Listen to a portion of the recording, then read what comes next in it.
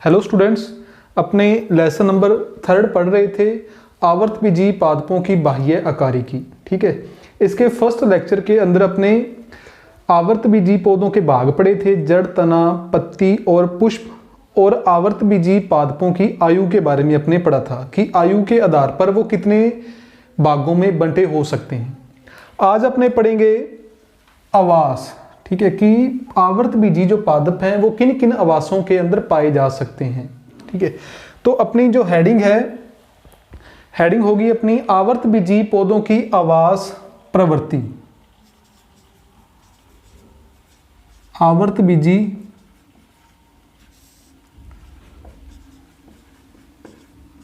पादपों की आवास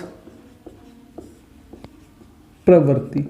ठीक है, कि आवर्तबीजीय पादप किन किन जगहों पर पाए जा सकते हैं। जिस प्रकार अपने सामान्य भाषा में कहते हैं कि जो पादप स्थल पर पाए जाते हैं उन्हें अपने कहते हैं स्थलीय पौधे, और जो जल में पाए जाते हैं उन्हें अपने बोलते हैं जलीय पौधे या जलीय पादप।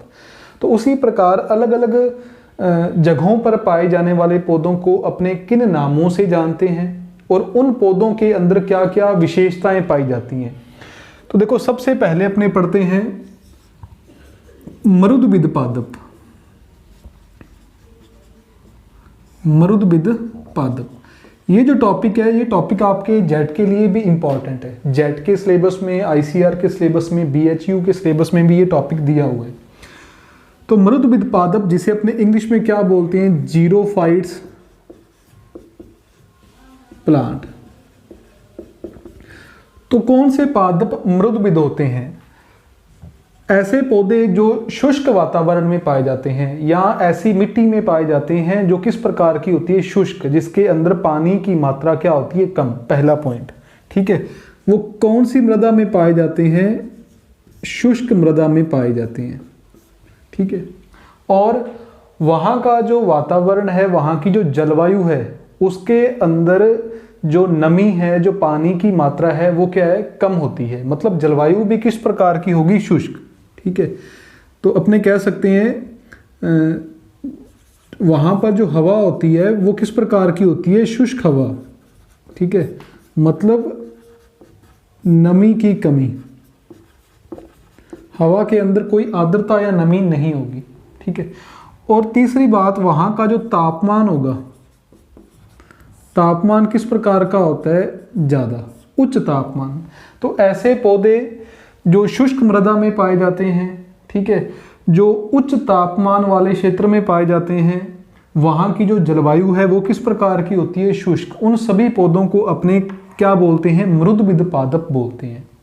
अब यहाँ पर एक चीज़ और ध्यान देने वाली है कि जहाँ पर तापमान उच्च होगा, टेम्परेचर ज़्यादा होगा, और जो हवा है, हवा भी किस प्रकार की है, शुष्क। हवा के अंदर जो नमी है, जो आर्द्रता है, वो नहीं है। तो जब ये दोनों कंडीशनें होती हैं तो उस स्थिति में जो वाष्पोत्सर्जन की दर है वो क्या होती है, ज़्यादा।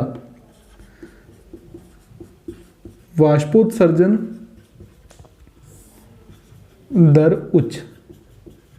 ठीक है, कि यदि स्थितियां इस प्रकार की हैं कि हवा के अंदर नमी नहीं है और तापमान ज़्यादा है, तो सामान्य तौर पर क्या होता है, वाष्पोत्सर्जन की दर ज़्यादा होती है।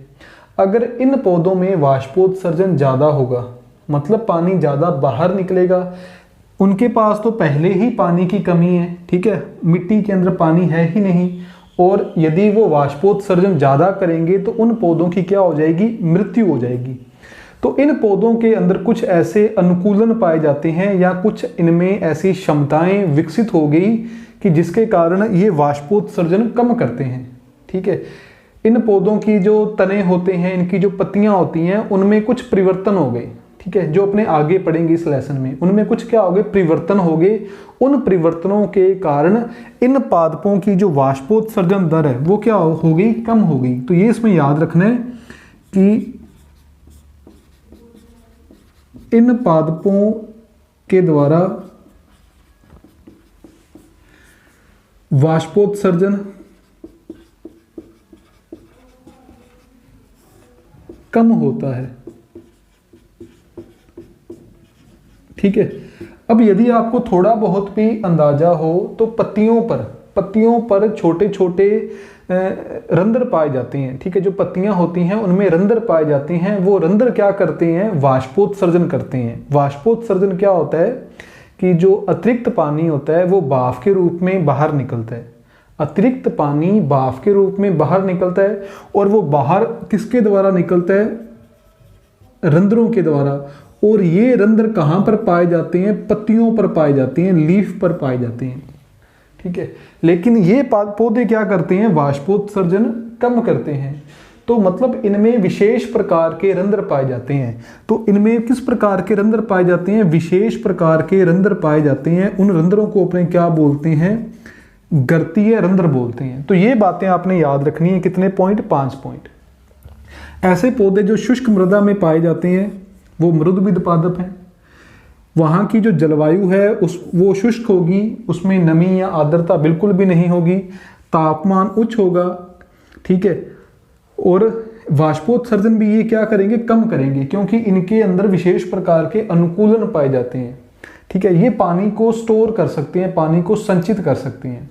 और इनमें किस प्रकार के रंध्र पाए जाते हैं? गर्तीय रंध्र पाए जाते हैं, जिनके कारण ये वाष्पोत्सर्जन बहुत ही कम करते हैं। इसके यदि आप एग्जाम्पल याद रखने हो तो एग्जाम्पल आप याद रख सकते हो ग्वारपाठा, जिसे अपने सामान्य तौर पर ये एलोवेरा के नाम से भी फेमस होता है। ग्वारपाठा, कैक्टस। ठीक है, तो ये कुछ पौधे जो आपने सामान्य तौर पर देखे हुए हैं, कैक्टस, ग्वारपाठा, अगेव, ये सारे के सारे किसमें आ गए? मृदुविद पौधों में आ गए, जीरोफाइट्स प्लांट के अंदर आ गए। तो ये पहला अपना कंप्लीट हो गया।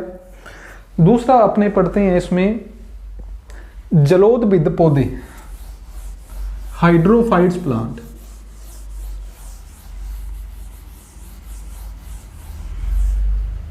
इनको ध्यान से पढ़ना है, ये 11वीं क्लास के लिए भी इंपॉर्टेंट है, और जेड के अंदर भी इनमें से 1 या 2 क्वेश्चन पूछे जाते हैं। 2 क्वेश्चन भी बहुत बार पूछे गए हैं। नेक्स्ट है जलोदविद पादप या हाइड्रोफाइट्स। ठीक है, मतलब ऐसे पौधे जो जल में पाए जाते हैं। ठीक है, ये कहां पर पाए जाएंगे? जल में। या कहां पर पाए जाएंगे? जहां पर जो आर्द्रता है या नमी है वो बहुत ही ज्यादा होती है। ठीक है, जल में या उच्च आर्द्रता वाले क्षेत्रों में। ऐसे पौधे जो जल में पाए जाते हैं या उच्च आर्द्रता वाले क्षेत्रों में पाए जाते हैं, वो पौधे किस प्रकार के होते हैं? जलोदविद पौधे होते हैं। अब एक देखो और चीज, ये सामान्य तौर पर पौधे हैं जो अपने देखते हैं जो मिट्टी के अंदर है या स्थल में पाए जाते हैं। ठीक है, इनमें क्या है कि जो पानी है वो मिट्टी के अंदर है, मिट्टी नम होती है, तो जड़ों के द्वारा जो पानी का अवशोषण किया जाता है, वहां पर जड़ें क्या होती हैं? सुविकसित होती हैं। मतलब जो मूल तंत्र है, ठीक है, मूल तंत्र सुविकसित होता है, वो पानी का अवशोषण करता है। ठीक है, और फिर वो पानी जो अपना संवहन तंत्र होता है, कौन सा तंत्र? संवहन तंत्र। संवहन तंत्र के अंदर क्या आते हैं? जाइलम। ठीक है, मतलब जाइलम और फ्लोएम भी आ जाता है, लेकिन अपने सिर्फ पानी की बात कर रहे हैं तो अपने यहाँ पर लिखा है जाइलम। ठीक है, तो उस पानी को जाइलम के द्वारा अन्य भागों तक पहुंचाया जाता है। पानी को अवशोषित कौन कर रहा है? मूल तंत्र। मतलब जो सामान्य तौर पर जो स्थल में पाए जाने वाले पौधे होते हैं उनमें मूल तंत्र और संवहन तंत्र सुविकसित होता है, लेकिन ये पौधे जल में पाए गए हैं। ठीक है, तो इनमें क्या है कि जो मूल तंत्र और संवहन तंत्र है वो इतना सुविकसित नहीं होता। तो ये चीज आपने याद रखनी है। मूल तंत्र व संवहन तंत्र अल्प विकसित होता है, मतलब सुविकसित नहीं होता, अल्प विकसित होता है। तीसरा पॉइंट अपने क्या याद रखना है कि इन पौधों की जो सामान्य सतह है कि ये पानी के ऊपर तैरते रहते हैं या पानी में डूबे रहते हैं। तो इन पौधों की जो सामान्य सतह है, या पत्ती हो चाहे हो तना, तो सामान्य सतह के द्वारा ही जल का या अन्य प्रकार के जो खनिज लवण हैं जो पानी के अंदर घुले हुए हैं और पौधे की वृद्धि के लिए आवश्यक हैं। ठीक है, तो जो जल हैं और खनिज लवण है वो पौधों की सामान्य सतह के द्वारा ही अवशोषित कर लिए जाते हैं। ठीक है, यहाँ पर तो क्या है कि सिर्फ जड़ के द्वारा ही अवशोषित किया जा रहा है, लेकिन उसकी जरूरत तो पत्ती को भी है, तो पत्ती तक उसे पहुंचाया जाता है और पहुंचाने का काम कौन करता है? जाइलम। इसीलिए इनके अंदर मूल तंत्र और संवहन तंत्र सुविकसित है, क्योंकि जितनी भी पानी की जरूरत है उसको अवशोषित कौन करेगा? मूल तंत्र। तो ये ज़्यादा विकसित हो गया, क्योंकि अवशोषण का काम कौन कर रहा है? सिर्फ जड़ें, तो जड़ें ज़्यादा विकसित हैं। अब पानी की जरूरत तो पौधे के ऊपर वाले भाग को भी है, तो वहाँ तक पहुँचाना पड़ेगा, तो जो पहुँचाता है वो है जाइलम। जाइलम यहाँ पर सुविकसित है, लेकिन यहाँ पर तो क्या है कि पौधे की सामान्य सतह के द्वारा ही, चाहे कोई पत्ती है चाहे कोई तना है, वो डायरेक्ट ही पानी से या कह लो कि जल का अवशोषण कर रहा है और खनिज लवणों का अवशोषण कर रहा है। मतलब पौधे की ये वाली सतह भी जल का अवशोषण कर सकती है, ये वाली सतह भी जल का अवशोषण कर सकती है। ठीक है, तो इसलिए उनमें जो संवहन तंत्र है ना, क्योंकि संवहन की जरूरत पड़ेगी नहीं, हर भाग अपना अवशोषण कर रहा है, तो उनमें संवहन तंत्र अल्प विकसित होता है। तो याद रखना है इनमें कि इन पादपों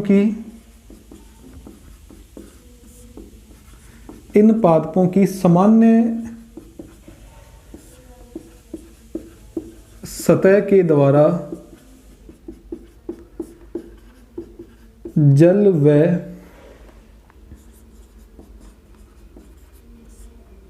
खनिज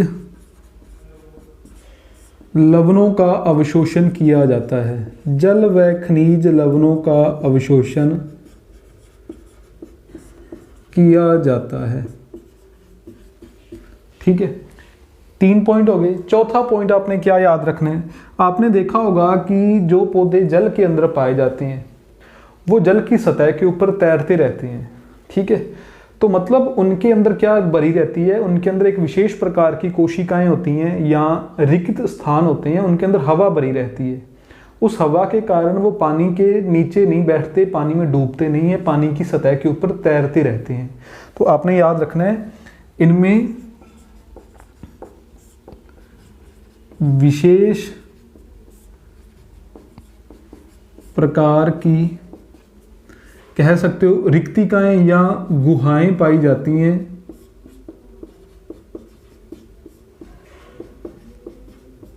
जिनमें हवा संचित रहती है या जिनमें वायु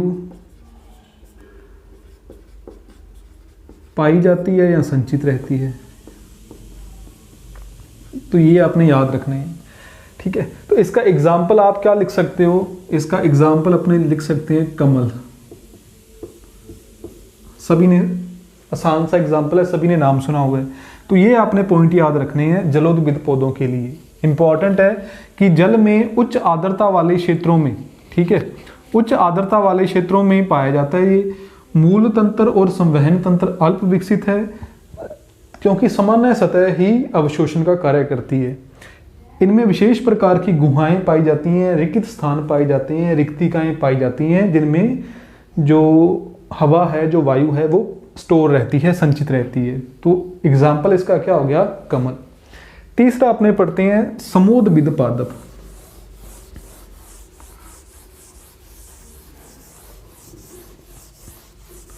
समोद्भिद जिसे अपने इंग्लिश में बोलते हैं मीजोफाइट्स। ठीक है, तो समोद्भिद क्या होगा? थर्ड,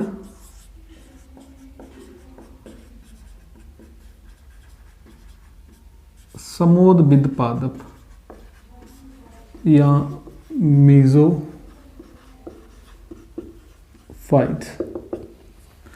समोद्भिद पादप कहां पर पाए जाते हैं? मतलब सामान्य नमी व सामान्य ताप वाले क्षेत्र में। सामान्य नमी व सामान्य ताप वाले क्षेत्र में। ऐसे पौधे जो सामान्य नमी और सामान्य ताप वाले क्षेत्र में पाए जाते हैं वो समोद्भिद। इसके अंदर सामान्य तौर पर अपने जो फसली पौधे हैं, जो फल हैं, वो आ जाते हैं। एग्जाम्पल के तौर पर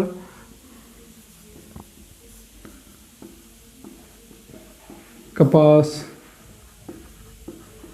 अमरूद, ठीक है, सामान्य अपने फसली पौधे, सामान्य अपने फलों वाले पौधे इसमें आ जाते हैं।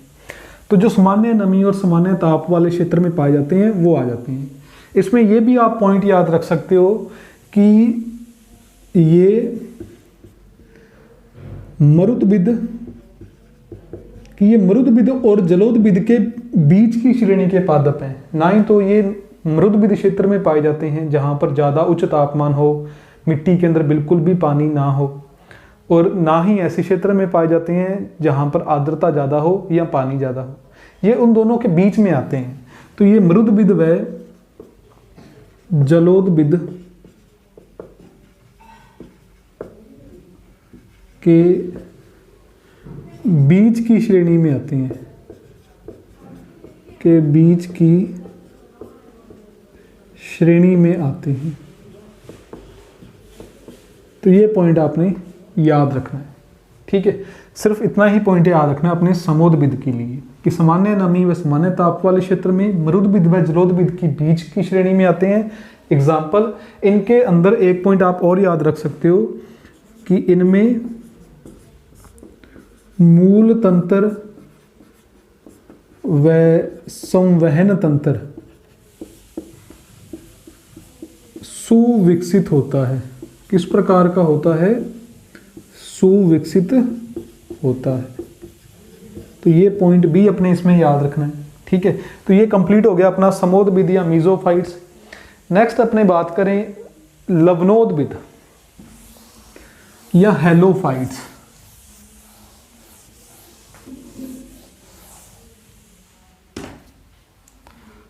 चार नंबर लवणोदबिद या हेलोफाइट्स।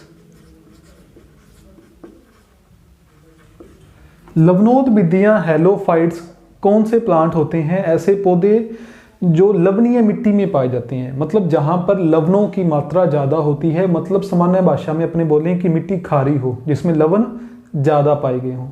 अपने कह सकते हैं समुद्र के किनारे, ठीक है, क्योंकि समुद्र का पानी लवणीय होता है, उसमें लवण ज़्यादा होते हैं, ठीक है। तो उस समुद्र के किनारे जो वनस्पति पाई जाती है वो किस प्रकार के पौधे हैं? लवणोदबिद। और इसमें एक विशेष पॉइंट आपने याद रखना है कि समुद्र के किनारे जो वनस्पति पाई जाती है उसे अपने बोलते हैं मैंग्रोव। ये इंपॉर्टेंट है, डेफिनेशन आ सकती है, जेट के अंदर आ सकता है कि मैंग्रोव क्या होते हैं। तो जो समुद्र के किनारे वनस्पति है, मतलब लवणोदबिद पौधे हैं, जो समुद्र के किनारे जो वनस्पति पाई गई है उसे अपने बोलते हैं मैंग्रोव, ठीक है। तो याद रखना आपने, ये कहाँ पर पाए जाते हैं? लवणीय मृदा के अंदर, लवणीय मृदा में, या आप लिख सकते हो समुद्र के किनारे,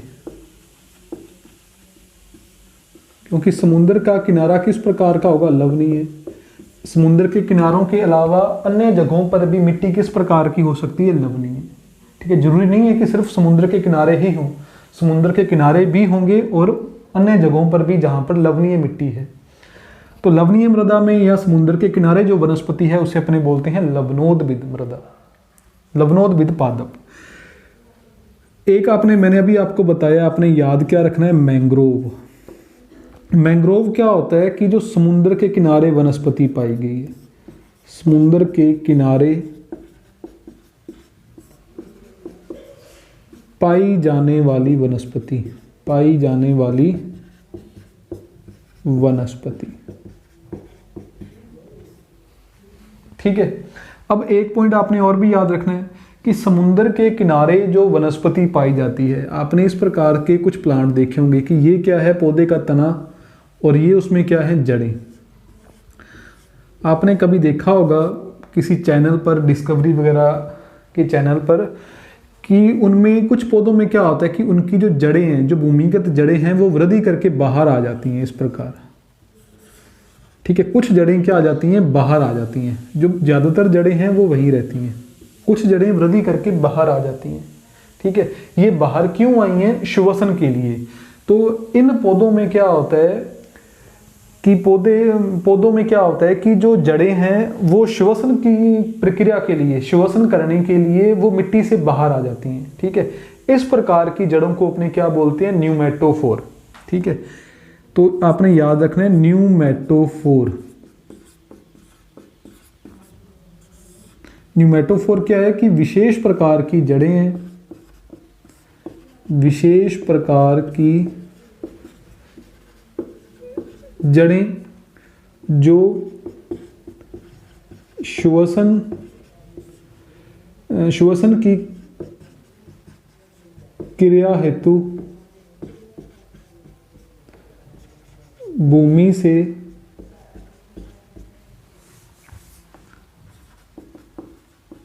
बाहर आ जाती हैं। मतलब ये किस प्रकार की वृद्धि है, ऋणात्मक गुरुत्वानुवर्ती। ठीक है, मतलब लिख सकते हैं अपने ऋणात्मक गुरुत्वानुवर्ती। अब अपने को पता है कि जो श्वसन की प्रक्रिया में क्या होगा, गैसों का आदान प्रदान होगा। श्वसन की प्रक्रिया में क्या होगा, गैसों का आदान प्रदान होगा। पौधे CO2 बाहर निकालेंगे श्वसन की प्रक्रिया में और ऑक्सीजन लेंगे। सामान्य तौर पर यह प्रक्रिया होती है पत्तियों में। पत्तियों पर रंध्र पाए जाते हैं, उन रंध्रों के द्वारा श्वसन की प्रक्रिया पूरी की जाती है। लेकिन यहाँ पर क्या कर रही हैं, पत्तियां तो करेंगी, लेकिन उस ऑक्सीजन की मात्रा को पूरी करने के लिए, ठीक है, और अतिरिक्त CO2 को बाहर निकालने के लिए उनकी जड़ें भी श्वसन करने लगती हैं। ठीक है, तो उन जड़ों के अंदर एक विशेष प्रकार के रंध्र पाए जाते हैं जिसे अपने बोलते हैं न्यूमेटोथोड्स। न्यूमेटोथोड्स। ठीक है, तो न्यूमेटोथोड्स क्या होते हैं कि न्यूमेटोफोर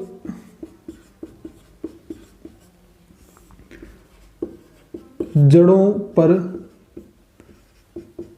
पाए जाने वाले विशेष प्रकार के रंध्र, पाए जाने वाले विशेष प्रकार के रंध्र जो श्वसन की प्रक्रिया में सहायक होते हैं। ये आपने याद रखने हैं। और इसका एग्जाम्पल याद रख सकते हो आप, चीनोपोडियम।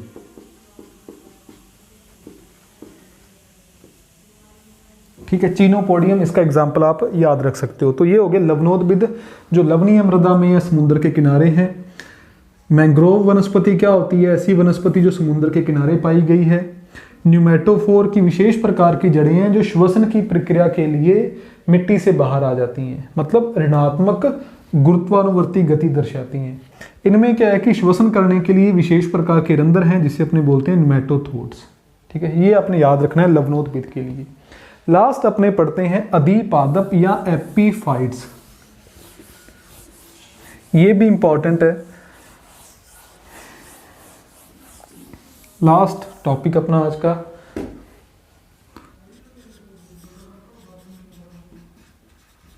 अधिपादप या एपीफाइट्स। अधिपादप क्या होते हैं, ऐसे पादप जो दूसरे पौधों के ऊपर पाए गए हैं। ठीक है, ऐसे पौधे जो दूसरे पौधों के ऊपर पाए जाते हैं उसे अपने बोलते हैं अधिपादप।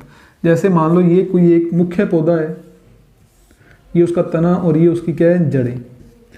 तो ऐसे पादप जो दूसरे पौधों के ऊपर पाए गए हैं। ठीक है, मान लो एक ये प्लांट होगा इस प्रकार, ये उस पौधे का अपने क्या बना दिया, तना। ठीक है, और ये उस पौधे की अपने क्या बना दी, पत्तियां बना दी इस प्रकार। इस साइड भी होंगी, तो ये उस पौधे की क्या होगी, जड़ें। तो ऐसे पौधे जो दूसरे पौधे के ऊपर पाए गए हैं वो क्या होते हैं, अधिपादप या एपीफाइट्स। ऐसे पादप जो दूसरे पौधों के ऊपर पाए जाते हैं।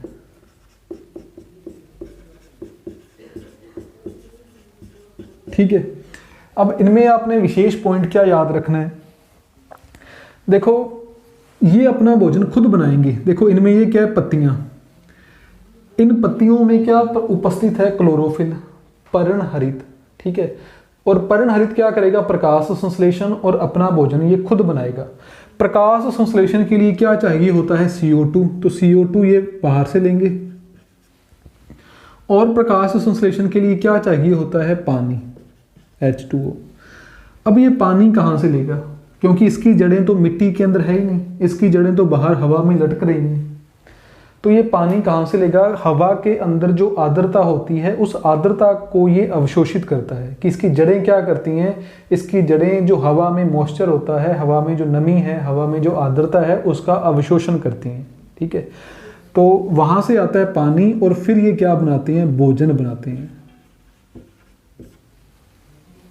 ठीक है। तो देखो ये तो मुख्य पौधा था।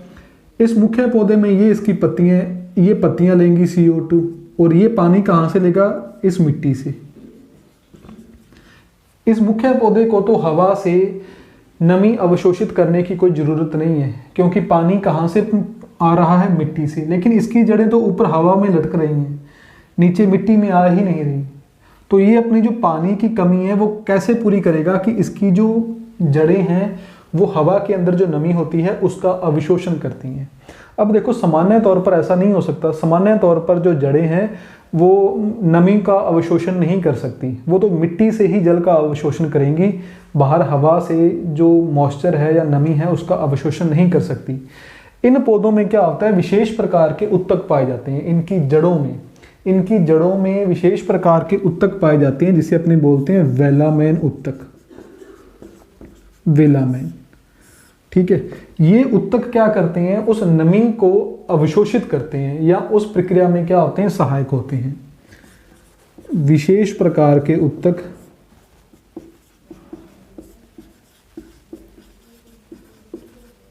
जो हवा से नमी अवशोषित करते हैं। अब दूसरे पौधों में ये नहीं पाए जाते, तो उनकी जो जड़ें हैं वो हवा से नमी का अवशोषण नहीं कर सकती। लेकिन इनकी जड़ें तो हवा में ही हैं, इनको पानी चाहिए ही चाहिए, नहीं तो मर जाएंगे। तो इनकी जड़ों में एक विशेष प्रकार के उत्तक हैं, वो बन गए, ठीक है। उनका निर्माण हुआ और ये उत्तक क्या करते हैं? हवा से नमी का अवशोषण करते हैं। इसका एक बेस्ट एग्जाम्पल वेंडा। इस पादप का जो अपने नाम है वो अपने याद रखना, ठीक है। तो ये अपना जो आज का जो टॉपिक था वो अपना कंप्लीट हो गया, ठीक है। जो नेक्स्ट अपना लेक्चर होगा लेक्चर नंबर 3, ये था लेक्चर नंबर 2, और जो नेक्स्ट अपना लेक्चर नंबर 3 होगा उसमें अपने पढ़ेंगे आवर्तबीजी पादपों में पोषण। कि सामान्य तौर पर तो पौधे क्या होते हैं? स्वपोषी होते हैं, अपना भोजन खुद बनाते हैं। लेकिन कुछ परिस्थितियों में, ठीक है, वो अपना भोजन खुद नहीं बना पाते, वो दूसरों पर निर्भर करते हैं। या कुछ ऐसे पौधे होते हैं जो कभी भी अपना भोजन खुद नहीं बनाएंगे, हमेशा दूसरों से ही अपना भोजन लेंगे। कुछ ऐसे पौधे होते हैं जो दूसरों को भोजन देते हैं लेकिन बदले में उनसे कुछ लेते हैं। तो कुछ कंडीशनें हैं जो अपने आगे वाले लेक्चर के अंदर डिस्कस करेंगे। एक इम्पॉर्टेंट टॉपिक है, वो भी इंटरेस्टिंग टॉपिक है, तो वो अपने पढ़ेंगे लेक्चर नंबर 3 के अंदर। Thank you.